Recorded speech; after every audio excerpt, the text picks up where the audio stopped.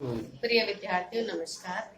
आज की कक्षा में हम व्याकरण विषय में लिंग पढ़ने जा रहे हैं। संज्ञा विकार के रूप में लिंग होता है, इस विषय को आज हम अच्छे से पढ़ेंगे। आइए देखते हैं।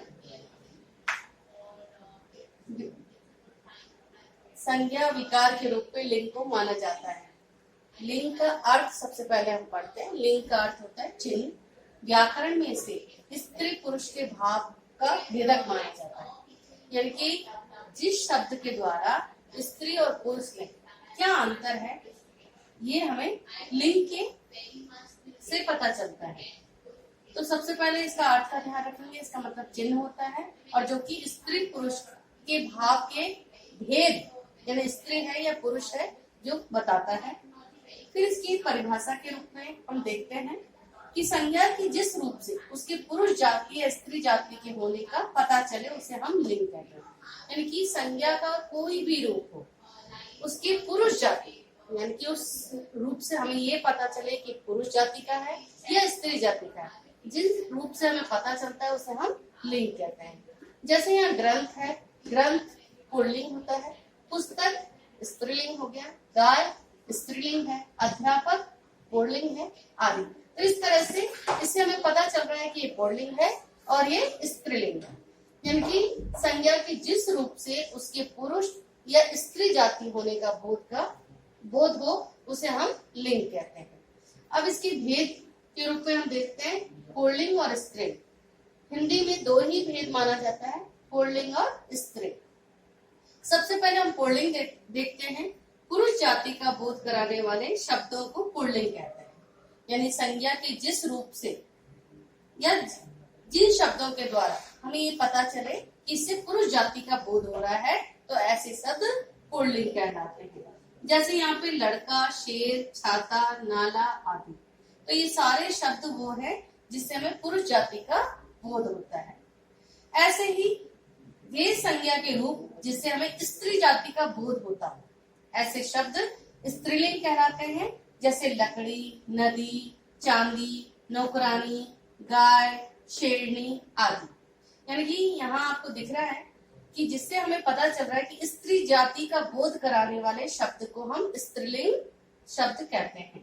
तो इस तरह से लिंग के दो भेद हैं, पुल्लिंग और स्त्रीलिंग। यानी कि जिन शब्दों से पुरुष जाति का बोध हो उसे पुल्लिंग, और जिन शब्दों से स्त्री जाति का बोध होता हो उसे हम स्त्रीलिंग कहते हैं।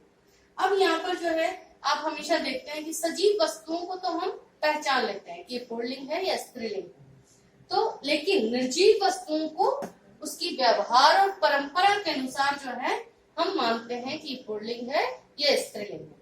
यानी कि सजीव वस्तुओं को पहचानना बहुत आसान है कि ये पुल्लिंग है या स्त्रीलिंग, लेकिन निर्जीव वस्तुओं को उसके व्यवहार या परंपरा के आधार पर ही पहचाना जा सकता है कि स्त्रीलिंग है या पुल्लिंग।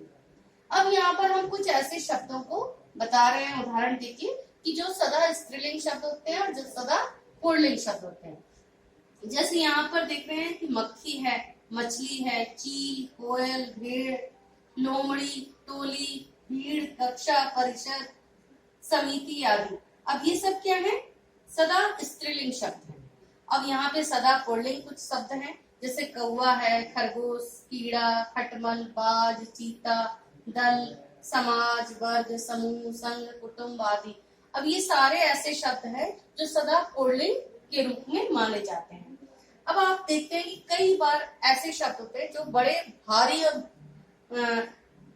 भारी भरकम या बड़ी या फिर बेडोल के रूप में होते हैं। ऐसे शब्दों को भी हम पुल्लिंग की श्रेणी में रखते हैं। यानी कि वे शब्द जो बहुत भारी भरकम हो, मोटे हो, जैसे कूड़ा है, बंडल है, जैसे पर्वत है, ये सब हमेशा प्राय पुल्लिंग होते हैं। इसके अलावा जो है जैसे देश है, कोई समुद्र है, पेड़ है, अनाज है, ग्रह है आदि, ये सभी सदा पुल्लिंग होते हैं।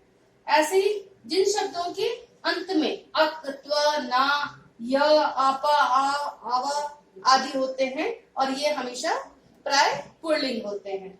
ऐसे ही आप हमेशा ध्यान रखें कि जैसे संस्कृत के आकारांत शब्द जो होते हैं वो सदा अधिकतर स्त्रीलिंग शब्द होते हैं। इसके अलावा जो है उकारांत शब्द जो होते हैं वो प्राय स्त्रीलिंग होते हैं। ईकारांत शब्द जो संज्ञाएं प्राय स्त्रीलिंग होती हैं। इसी तरह से भाषा, बोली और लिपि के रूप जो है अधिकतर स्त्रीलिंग होते हैं। शरीर के कुछ अंग स्त्रीलिंग होते हैं। नदियों के व झीलों के नाम प्राय स्त्रीलिंग होते हैं। इस तरह से प्राणियों व समुदाय या समूह का ज्ञान कराने वाले कुछ संज्ञा शब्द स्त्रीलिंग होते हैं। तो इस तरह से जो है सजीव चीजों को तो आसानी से हम पहचान लेते हैं कि ये स्त्रीलिंग है या पुल्लिंग है, लेकिन निर्जीव वस्तुओं में हमेशा ध्यान रखना है कि व्यवहार या परंपरा के आधार पर किस प्रकार से वो प्रयोग में लिया जाता रहा है, उसी हिसाब से हम उसको समझ पाते हैं कि ये स्त्रीलिंग है या पुल्लिंग है। बाकी अभ्यास से जो है हमें और अच्छे से समझ में आ जाता है कि ये शब्द पुल्लिंग है और स्त्रीलिंग। कई बार जो है पर्यायवाची शब्द में एक पुल्लिंग हो जाता है और एक स्त्रीलिंग हो जाता है। जैसे यहाँ पर मैंने उदाहरण दिया था कि यहाँ पे ग्रंथ है, ग्रंथ जो है पुल्लिंग में आता है, लेकिन पुस्तक जो है स्त्रीलिंग में होता है। ऐसे ही कई ऐसे शब्द हैं जो पर्यायवाची में पुल्लिंग हो जाते हैं और स्त्रीलिंग हो जाते हैं। तो इस तरह से आपने देखा कि संज्ञा विकार लिंग को हमने पूरे व्यवहारिक तौर पे पढ़ा है। इसको हम और अभ्यास के द्वारा अच्छे से समझ सकते हैं। धन्यवाद।